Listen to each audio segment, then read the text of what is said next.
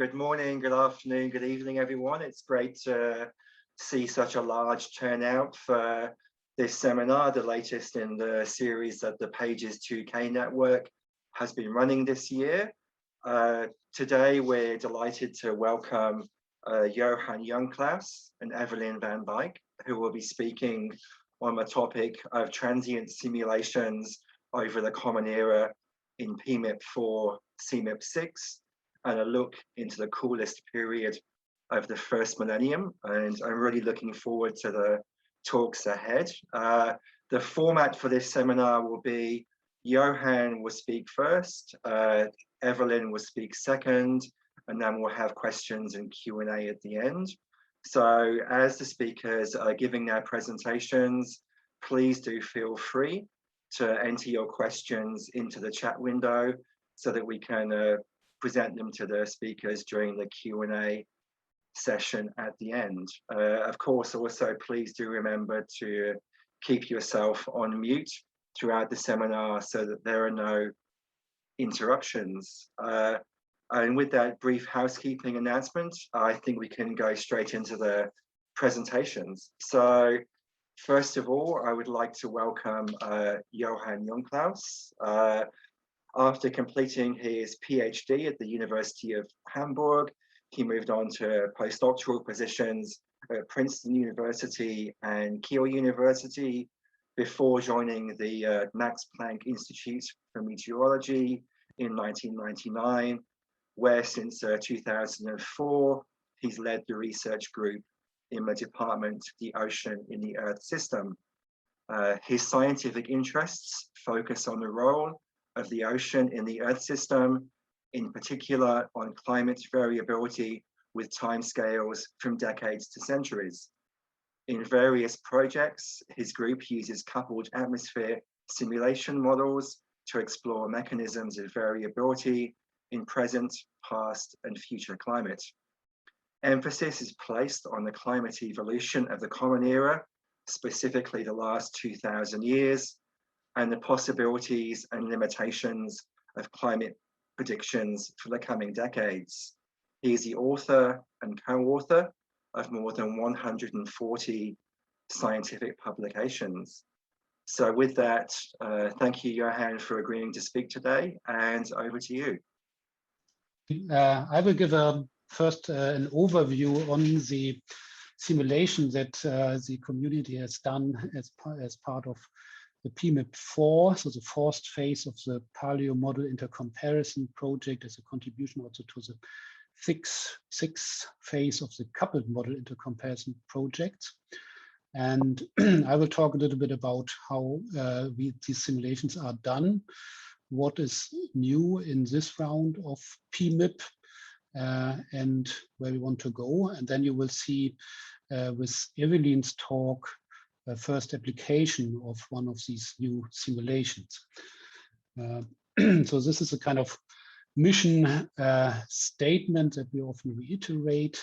Why, and I don't really need this in this audience, I guess, so why we are interested in the last millennium and the Common Era, just because we do have this combination that we have a vast set of reconstructions from the past, from tree rings, from corals and what have you.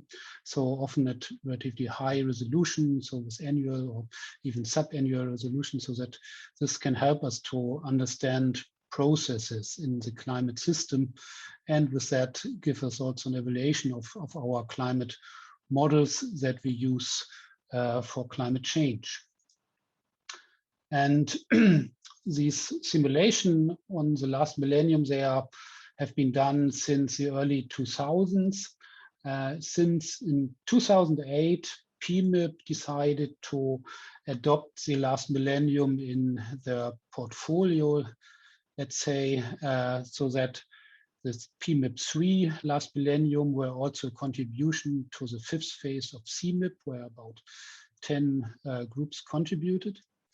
And then in the previous round, in the existing round now of PMIP4 or CMIP6, that was kind of the procedure was a bit more strict in terms of how you define the experiments and how they were endorsed by the coupled modeling intercomparison project.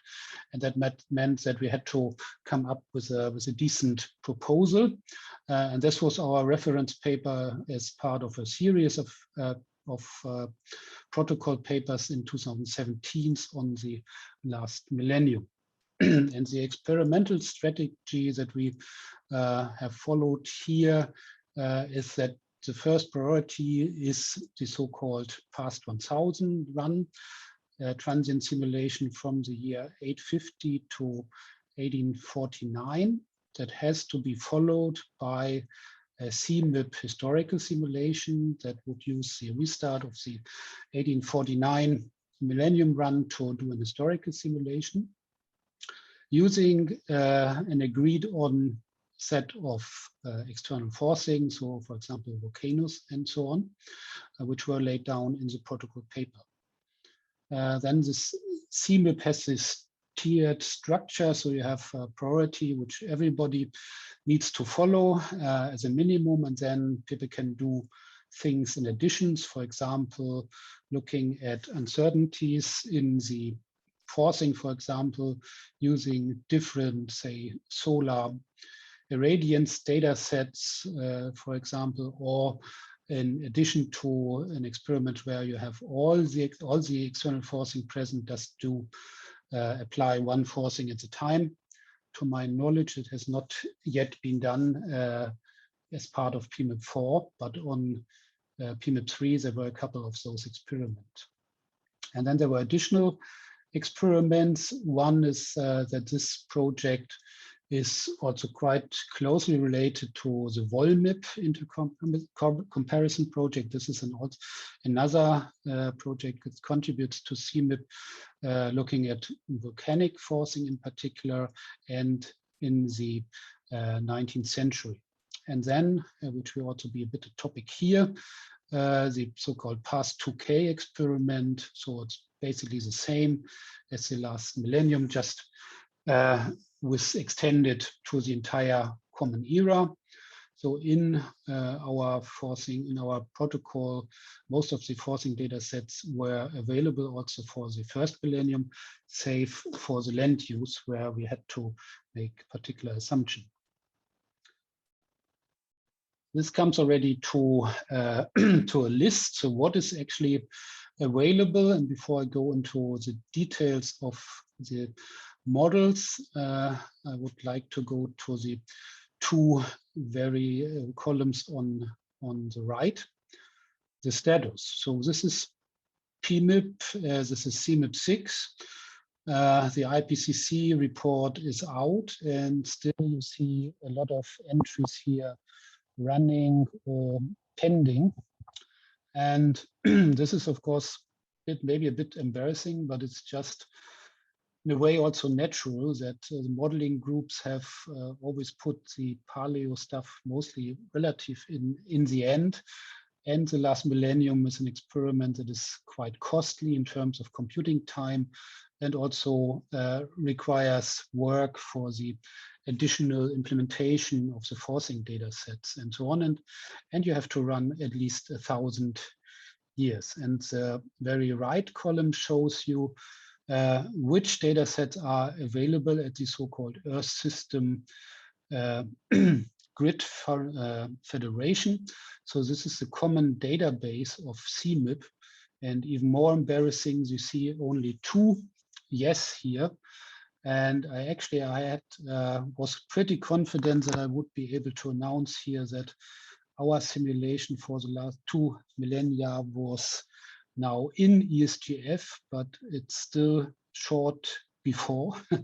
So I expect that will really happen in the next 2 weeks or so. And also other groups are running late. This is mainly because this data processing is very complicated and time consuming. So we have been working on that for more than half a year for this simulation. But let me now look a little bit into what is the harvest here, also what is kind of new in terms of comparison, what the CMIP5 ensemble borders. One thing I would say is that we have more models that come with higher horizontal resolution, also higher vertical resolutions. From those of you who are not familiar with atmospheric models, so these are the numbers here are the grid sizes. So that's not a normal. Often you see also the spectral truncation, but this is of the physical grids. And if you had 360 by 180 in the first two numbers, this would be a 1 degree grid. So we are with the paleo models, we are approaching these sites where we have about 1 degree. We have higher vertical resolution, say like 80 levels in the vertical, which means that these models probably are better in resolving the stratosphere. Then we have more complexity. For example, which I show in a minute, that some models now use emission-driven volcanoes. So the traditional way is that we have a tool that translates for us before we run the simulation sulfur emission to sulfur distribution in the atmosphere, and these are then just read in by the model. In this new type of simulation, so they have a coupled aerosol interactive model. So they prescribe aerosols and they let the model do the job in distributing the aerosols. Then we have models that include isotopes in interactive way, for example, water isotope in the MPI-ESM VISO run by AVI. And as I said earlier, we have simulations that cover the entire common era. Our simulation is done, and there will be one more from Sweden, maybe also one more from NCAR. And I will just briefly go through these new topics. This is a slide I got from the UK group, Anja Schmidt and Lauren Marshall. And they show here what they get from running the model with interactive aerosols. And this is a case study for Samalas in 1257. And the basic thing is here that the emission-driven interactive aerosol model does produce a different spatial and temporal evolution of the aerosols in the model. And this has effects on the simulated climate. In case of the 1257 volcanoes, they get much closer to the reconstruction, as you see here in the right figure. Other case studies are more or less not so dramatically different, but I think the better representation of the aerosol distribution may be a hint from where models go in the future. Having said this, we have to say that these interactive aerosol models are expensive. So Lauren and Anja were only able to run the simulation from 1200 to 1800, so not even the entire last millennium, just because of the high computational costs. Also a bit more expensive, but not so dramatically, is the inclusion of isotopes. Here, slide from Alexandre Coquin and Martin Werner from AVI and now in Tokyo.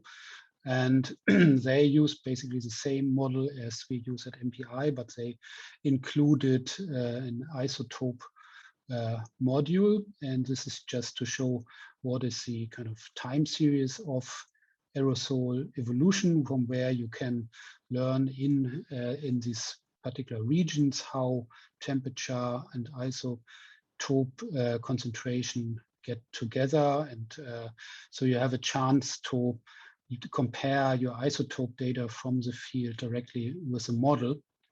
And another application from where we have still only a preliminary result is that you can also use this isotope data for data assimilation. So this is just a test run that they did for the recent period, where we see in the lower part of the figure how your how better the agreement is to the observations when you introduce this part of data into your model. You constrain the model more, and of course from the isotopes can be expected that you have improved results, particularly in the tropics. Finally, we have the first simulations out with running over the last 2 millennium, and we've learned about this particular event in the 6th century from Evelien's talk in a minute. So these are just a few slides to show where we are with these. This is in comparison with the reconstruction from Bünken 2020. And then I wanted to show this figure. So this is the only figure from last millennium that made it into the 6th assessment report. I think Andrew Shura did this, and it's mainly an update of what we had in CMIP5. You see here in green and blue the CMIP5 last millennium simulations. Also, they were kind of the differences here that they had 2 different volcanic forcing data sets that are here highlighted, and the red or orange plots are here from the 2 existing last millennium simulation at the time this figure was done.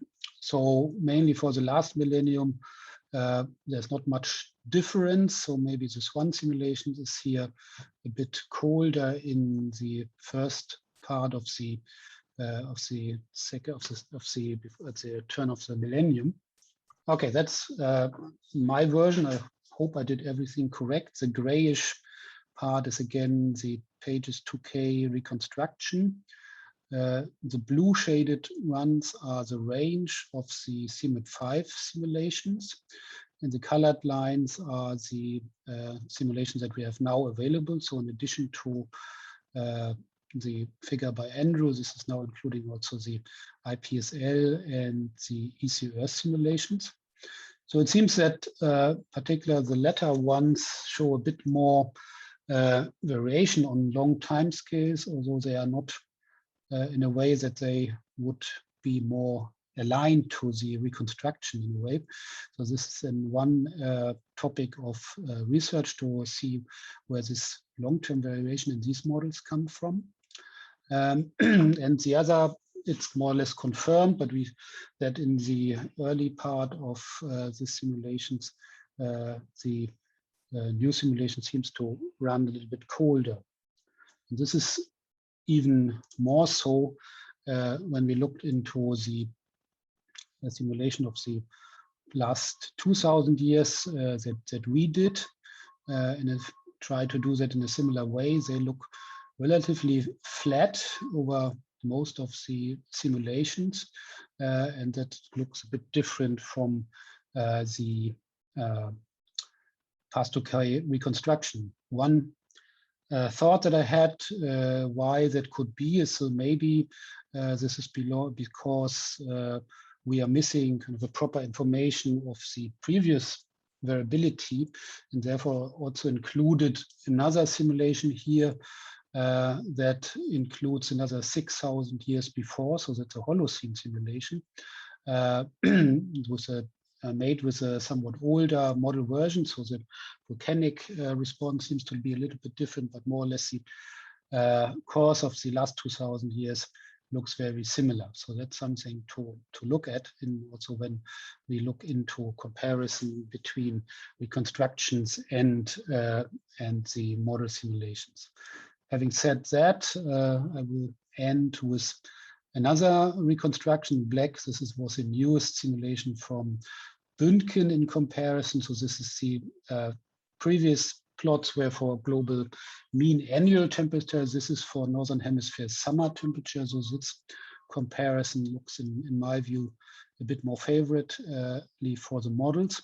So I think we have to look into both the reconstruction and the model to see what's going on these long timescales.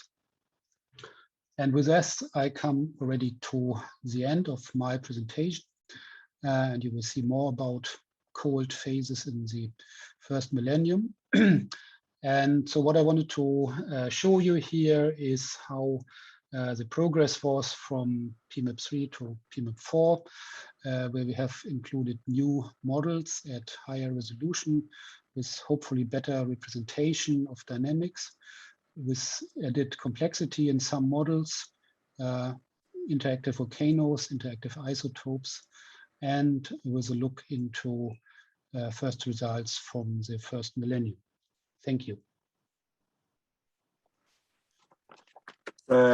Thank you very much. It's great to see that the models are steadily improving. So just to remind everyone that we'll have both talks before we have questions and Q&A at the end. So if you do have any questions, yeah, please do save them for that final section of the seminar. So with that, we'll move on to the second of today's speakers, Evelien van Dijk, and I'll introduce Evelien now. She's a PhD student at the Meteorology and Oceanography section at the University of Oslo, working on the Vikings project. She previously completed a BSc in Earth Science at the Free University of Amsterdam and an MSc in Physical Geography at the University of Oslo. Her work now focuses on using Earth system models to study the impact of large volcanic eruptions on the climate during the second half of the first millennium. And in the Vikings project, they're interested in understanding the impact of volcanic eruptions on the climate, as well as the society in Norway, and trying to bring together several disciplines to do so. So thank you also to Evelien for agreeing to speak today. Now over to you. Thank you, Stephen, for the introduction, and thanks for inviting me to have a talk at these seminars. Today, I'll talk about the impact of large volcanic eruptions on the 6th and 7th century climate. And I want to acknowledge my co-authors who helped me with this project, and without them, this would not have been possible. So why did we pick the 6th century? Here's an overview figure that one of my colleagues made, where he shows the time on the x-axis, and then plotted in the lower column is the volcanic eruptions. And in the 6th century, you have this 536, 540 eruptions, and a few other ones that I'll come back to. And then in the climate column, there's the late antiquity Little Ice Age, which I'll also come back to, which happened in the same period. And then for the society parts, we can see that at least in Scandinavia, there was a change from the migration period into the Merovingian period, also right at this time. And at the same time, there was the Justinian plague outbreak in 541. So there were a lot of interesting things happening in this time period. So a little bit more about the 536 and 540 eruptions. Already in 1983 or 84, Stodders and others found some historic evidence from 536, where it was said that the sun was dark and its darkness lasted for 18 months. And they connected this to volcanic eruption. And also in Scandinavia, the Fimbulwinter Saga is linked to the 536 eruption. And in this saga, it was said that the Fenriswolf swallowed the sun and that there was no summer for the few years after. Then Larsen et al. Found in tree-ring records that one of the coldest decades of the last 2000 years was in this period as well. And they said this had to do with volcanic eruptions as well, except they weren't really found in the ice cores yet. So then there was a 7-year ice core dating shift that made these two peaks here shift and correspond to the 536 and 540 eruptions. And the volcanoes are still unknown, but there's some debate about the 540 eruptions. And Kevin made a very nice outline on Twitter about this introduction into the 536, 540 eruptions. So it's a bit more detailed there. And then there's also been frost rings from 536 eruption found in northern Finland and Siberia. So then Röntgen et al. Found in 2016 over a century-long cooling in the beginning of the 500s from tree ring records in the Alps and the Altai. And they called this period the late antiquity, Little Ice Age, or Lalaya. And they said that this could be induced by volcanic eruptions. So then Matthew Toohey did the first model simulations for this double eruption event in 536 and 540. And he did this by making volcanic forcing reconstructions using MPI-ESM. And he then used this forcing into the MPI-ESM model, where he simulated the climate for 15 years after these eruptions from 536 to 550. And in these simulations, he used a pre-industrial control run, which means that they used 1850 conditions as the control. And in this study, he found that there was about a 1.5 degree global cooling lasting for more than 15 years. And as you can see in the end of these simulations, the temperature anomaly hasn't completely gone back to 0 yet. So that led us to the question, do we simulate a multi-decadal cooling in the 6th and 7th century after large volcanic eruptions with an Earth system model? So the model and experiment setup I used is the MPI-ESM version for CMIP6. So it's the one that Johann just showed you. And I restarted my simulations from the past 2K run. So that means that we have 500 like conditions in these simulations. And I did 10 runs from 520 to 680. And then I also took the 2 past 2K runs for this period of time. So that made that I had 12 ensemble members total.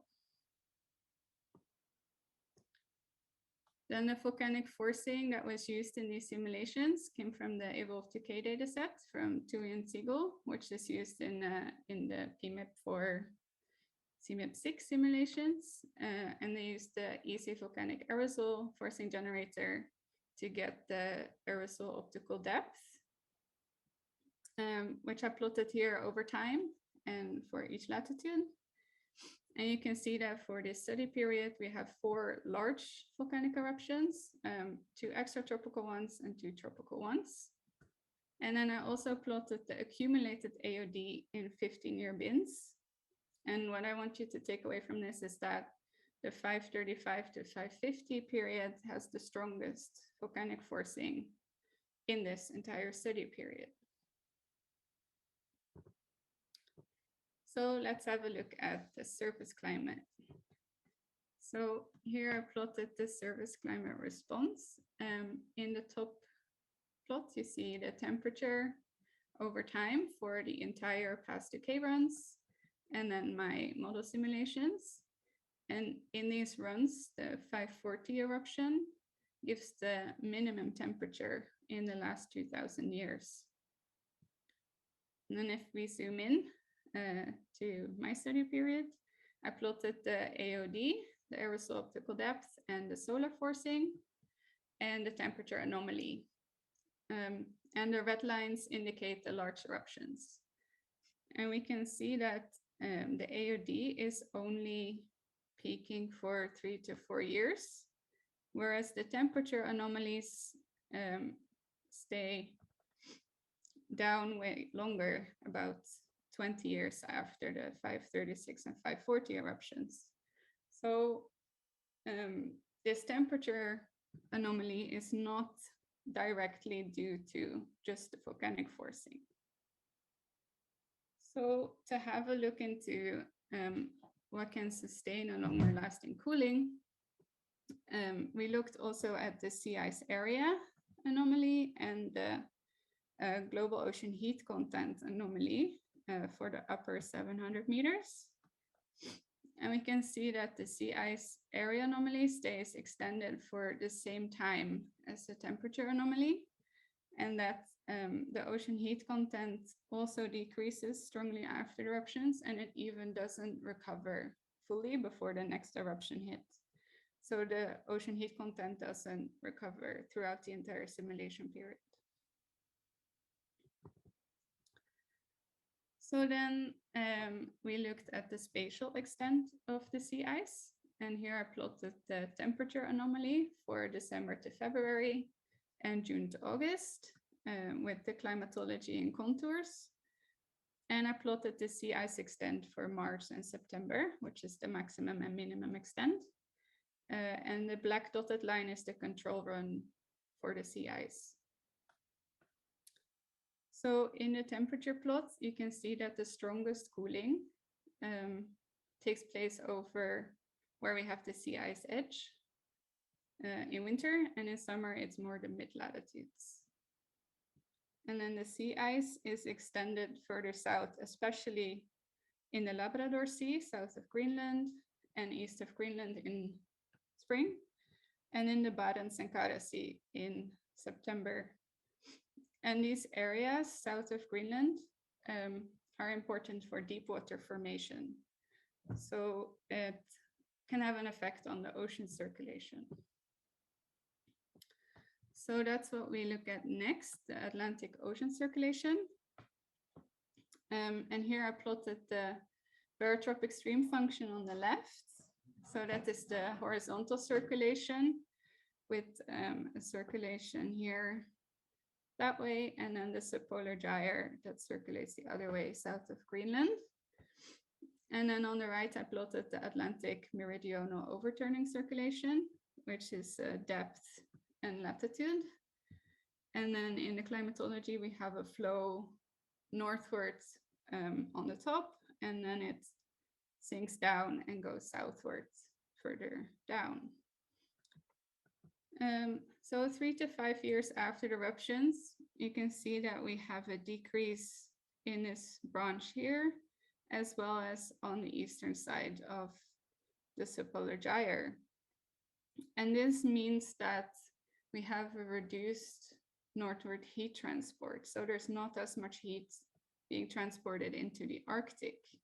And we can also see that here in the top in this plot. And this means that there's less heat to melt the sea ice, so that the sea ice can be sustained for a longer time. Then 6 to 10 years after eruptions, the Gulf Stream here is actually enhanced instead of reduced. But the subpolar gyre is still reduced on its edges. So on the east side, we still have a reduction, and also on the west side. And this really relate to the sea ice extending further south. So the subpolar gyre gets more confined to its center. And this leads to more deep water formation here around 60 degrees north. And that's this red blob that you see here, which means that the southern part of the AMOC speeds up. And then 10 to 20 years after eruptions, we still have some anomalies, but it's slowly returning back to normal. And then after 20 years, it's basically back to how it was before. So these ocean sea ice feedbacks can sustain a multi-decadal cooling after the volcanic eruptions. So then to have a look and see if the model sort of makes sense, we compared it to tree ring data. And for this, I used the tree ring data from Bündgen et al. 2021, which I plotted here in black and gray.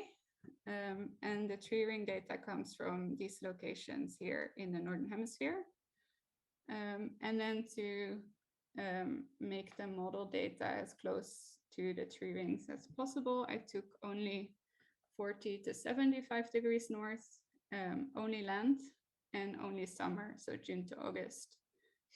And that is plotted in blue here. And then in the same plot, I also plotted the volcanic eruptions from the model forcing, just to show you when the eruptions were and if they were tropical or exotropical eruptions.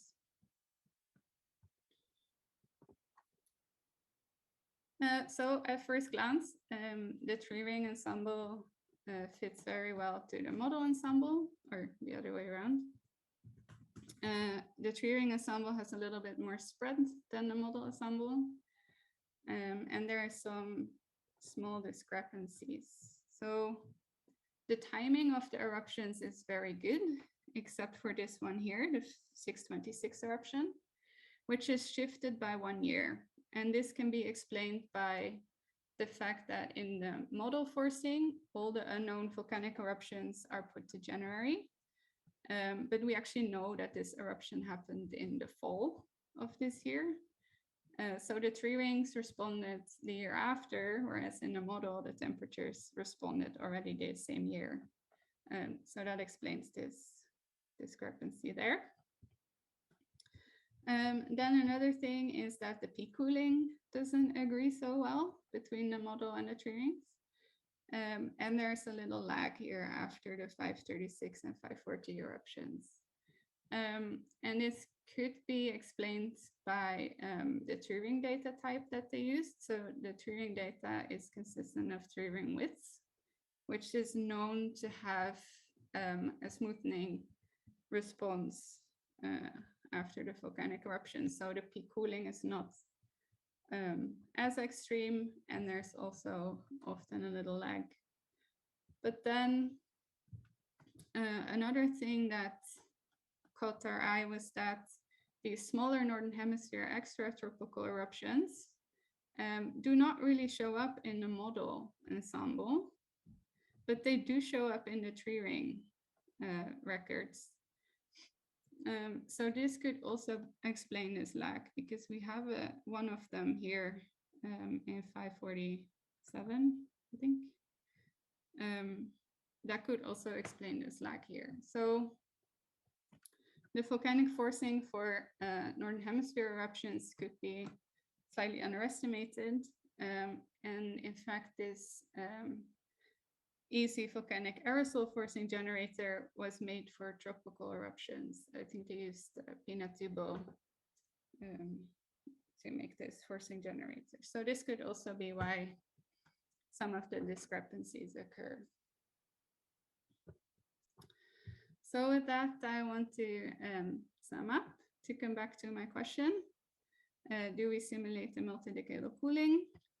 With this model setup for 520 to 680 and these 500 CE conditions, we get a 20-year cooling after the eruptions. And we also found that ocean sea ice feedback can sustain a decadal cooling. And then when we compare to the tree ring records, we get an overall good agreement for the model ensemble and the tree ring data for Northern Hemisphere summer. And then before I mentioned, there was also some interesting things happening in society in Scandinavia. So our next project will focus on whether we can link this volcanic climate response to changes in society. So we have a challenge to connect different skills and different disciplines.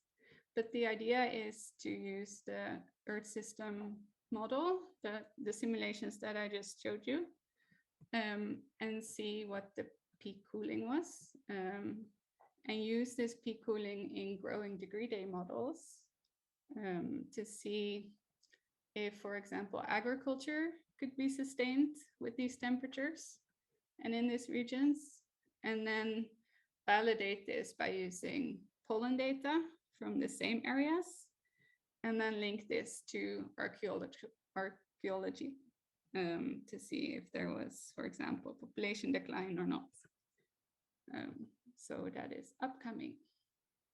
And with that, I want to thank you for your time.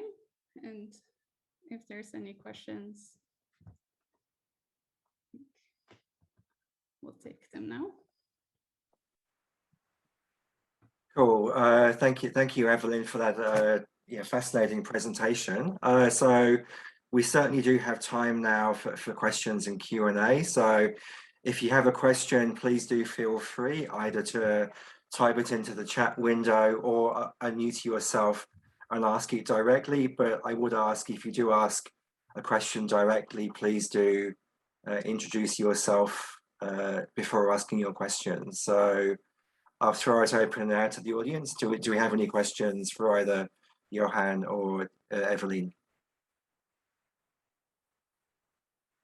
I've got one here in the chat window, which I'll read out. So it's from Jason Smurden. So the results that Johann showed from the UK ESM with the interactive stratospheric chemistry showed that it simulated a reduced magnitude and a more prolonged response than the PMIP-3 simulations. The result agreed much better with the end-trend result that combines ring width and density. Do you think that the interactive chemistry could explain the differences you are seeing between your model and the tree ring estimates? Yeah. Yeah, go ahead. No, please go ahead. I'm not sure who this question was for, I guess. But I think that updating or making the volcanic forcing better is definitely a way to get a better corresponding tree-ring record and model comparison. Yes, I would agree. So what the results were, of course, from a different models, but they direct us in that direction. So for their models, they could show that the distribution evolution is different in the two cases, probably because there's an interaction also maybe between atmospheric circulation. And this would probably give us a better representation, but unfortunately, we don't have an option in our model to just switch aerosols on. That would be a bit more complicated. Cool, thank you. I see we have one hand up from Thomas Aubrey. So Thomas, please go for it. Thank you. Well, first of all, thank you to both speakers for fantastic talk. And I guess my question is more for Evelien. So when you show the surface temperature response, when the second eruption occurs 540, there's still a strong signal from the first eruption 536. I was wondering if you looked at the stratospheric circulation response and the Brouwer-Dobson circulation, and if you think that in an interactive model setting, the first eruption could affect the dispersion of the aerosol from the second eruption, if that makes sense. Yeah, I think so. The eruptions were 4 years apart. So I think the first eruption might definitely still have an effect when the second eruption occurs. I haven't looked at the Brouwer-Dobson circulation in itself. Okay. Well, just a suggestion. I would be curious to know that. Yeah, that's a good idea. Cool, thank you. We have another question I see in the chat window from Marianne Peachnig. Hi, Evelien, great talk, thank you. Just wondering whether the sea ice ocean heat transport feedback could go the other way as well, i.e. less incoming solar radiation leads to a larger sea ice extent and less melt, slowing down the AMOC.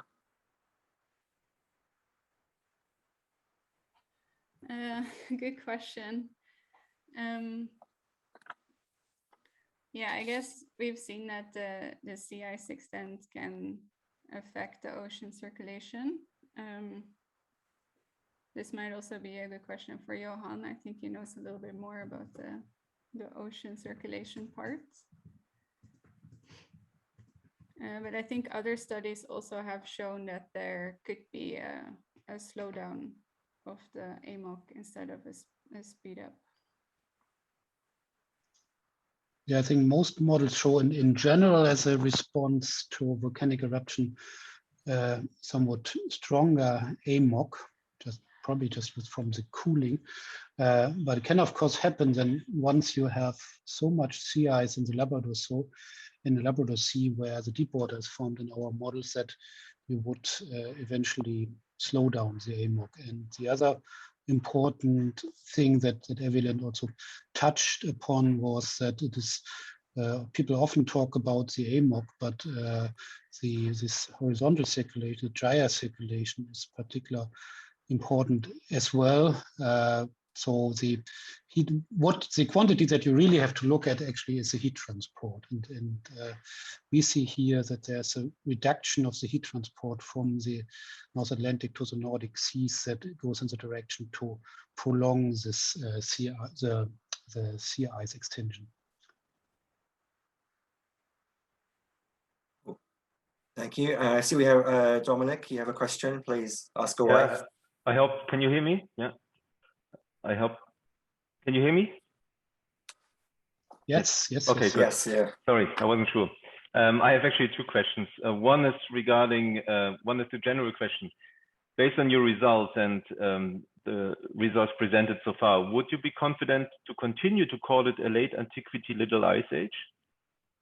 Because when I see the temperature reconstruction, these are decadal scale coolings, but maybe very different compared to the little ice age. So I think maybe we should really be more careful with these general terms, because then people think that it could have been a multi-decadal long temperature anomaly and comparable to the little ice age. I think there's the potential for great confusion in our community about the term and terminology. That's my first question. The second question maybe I can ask is, when you have volcanic cooling, you would expect also an NAO plus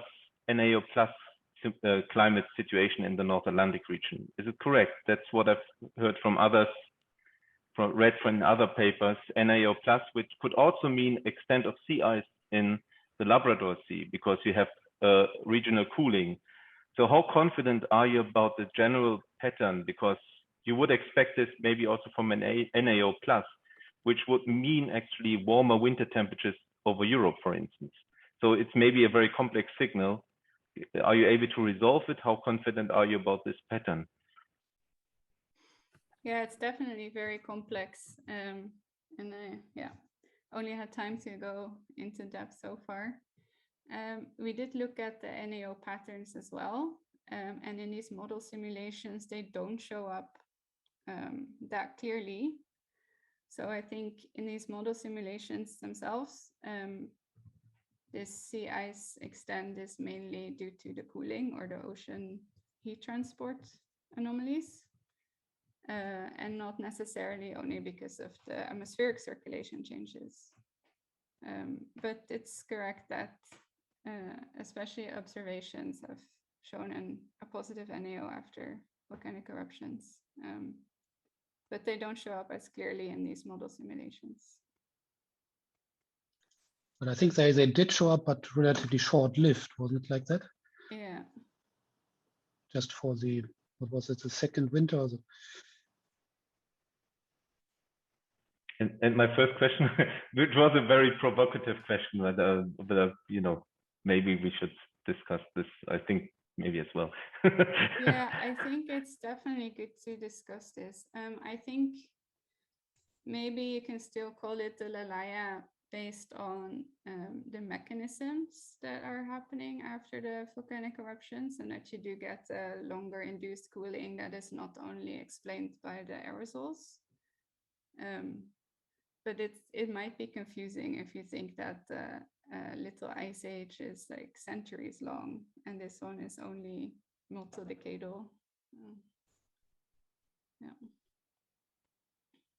I think different people have different opinions on whether or not to call it Lalaya. Yeah, I would just say that probably the balance of evidence, I think, mostly from the other reconstruction would indeed suggest that we don't have too much evidence for this really long-lasting or larger region long-lasting thing. So I would agree that we should be more careful with it. Well, thank you for a really informative and excellent talk. Thank you very much, and for answering the questions. Thank you. Thank you. Cool, thank you. And it's good. Sorry. Yeah, I was going to call on you, Michael, but please go for it. Just like to offer a remark firstly on nomenclature. The temperature minimum that we're speaking of here is also called the Roman pessimum. That's what I've seen in several publications. And if we call it a Roman pessimum, then it's clearly something different from an ice age. Maybe that would relieve Dominic a little. And the other point that I just make is that I think this temperature low, this low zone that we're speaking of, is probably much more than a decade or two. When you look at the Alpine glacier records, it's actually 200 years wide in its time span. It's centered on 600 CE, but it's 200 years wide. My feeling is that there's a lot more going on than can be explained just by volcanic eruptions. So I suspect that what we have to be doing is looking for some other mechanism, some other feature that's explaining this wide, long duration, 200-year duration temperature minimum. I put the question to either of the speakers. Has any thought been given to this particular point, or is it still something that's totally open to new hypotheses? Yeah, difficult question. So, I mean, what we put in the model, we get out of the model in a way what we put in terms of forcing, and what the models do in terms of internal variability by themselves.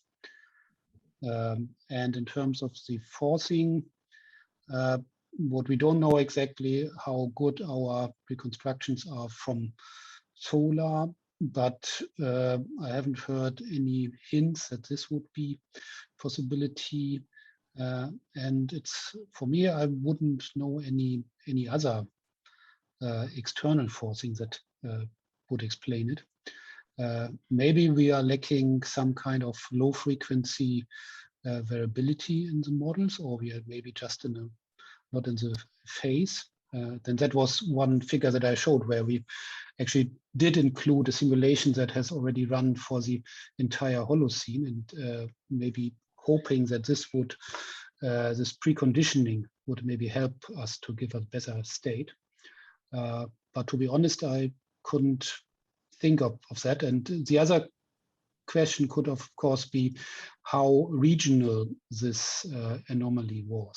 So would there be any reason why it would be long-lasting in certain regions? Why it would be the Alps, I don't know. Mm-hmm. Yeah, because we have looked at the individual tree ring sites for the Alps and the Altai. And then in the tree rings, it does show up as a century-long cooling. But then when you look at the other sites in the Northern Hemisphere that are more for high latitudes, it doesn't show up. And also for this Northern Hemisphere compilation of tree ring records, it also doesn't show up as a century-long cooling. So it could be a more regional thing that is a bit hard to address with at least these climate model simulations, because the resolution is quite coarse. So maybe if we had a higher resolution climate model, it would show up, but yeah, I don't know. Have you looked at the Arctic ice records? The observations? Arctic ice proxies? No, I haven't. That it will probably be of interest. because it does give a little bit of extra indication that we're not talking of just a regional effect. This is something we should probably just take offline. If I can, I've got your email addresses, and we can perhaps take this up later. But I think it's a fascinating area to work on. That we do see the pessimum. I call it the Roman pessimum. We do see it both in the Arctic ice records and in a proxy from Antarctica, as well as in the Alpine glaciers. So something for us to have a virtual cup of coffee over some later date. Yes, sounds good. Thank you. So just keeping an eye on the clock here. I think we've got Alyssa's been waiting patiently for a while to ask the questions. I think we've got time for one final question before we wrap things up today. Great, I'll make it really quick. I was really curious about this, the mechanisms that sustain the sort of decadal signal in the cooling. And I was just wondering about the, with that initial response of the North Atlantic Ocean circulation changes, so specifically the slowdown of the gyre, of the subpolar gyre in the first few years after the eruption. Do you have thoughts on the mechanism of that and how it's related to, say, large scale changes in the wind fields? And also, do you know if that's been seen in other models as well?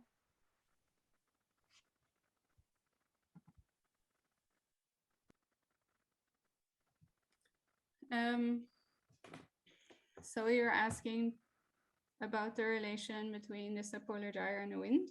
Is that? Or just, yeah, how robust is that initial slowdown of the subpolar gyre in the first few years after the eruption? And are the mechanisms of that slowdown understood? Yeah, it has been studied before, also with relation to the winds, like you just mentioned. And they do see that it has strong relations with the wind patterns and the gyre circulation. I have looked a little bit into different studies that are also looking at the volcanic response to ocean circulation, and some of them do show the same, but it's a bit it's not super robust. Like different studies say slightly different things, and like also on the timing, some say it's a little bit later or some say it's a little bit earlier. So I don't know if Johann has a better overview over this than I do, but at least in the model simulations, it seemed to be. Yeah, I think we have not looked in too much detail in this simulation. So we had a different study on the Little Ice Age by Eduardo Moreno Chamorro. This was a scientific report, I think 2017, where we could see that this relation, that there was also a component from ocean density that changes that had a role to play in both in the AMOC and the gyre circulation. And there we could very nicely see how this affected the heat transport into the Nordic seas.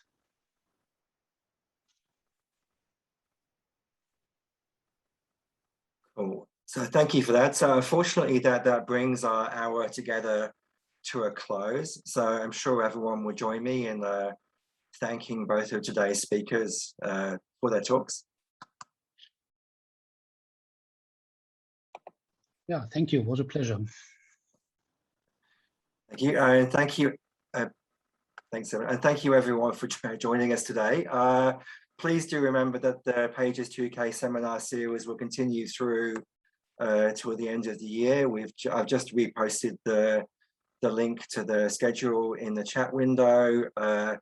Next up, 15th of September, so next week, we have Dagmar de Groot, and I apologize if I've mispronounced the name. But following that seminar, we also have Ed Hawkins, Thomas Felix, and Hussein Sayani. So please do join us again for those seminars. Otherwise, thank you for your time, and please enjoy the rest of your days.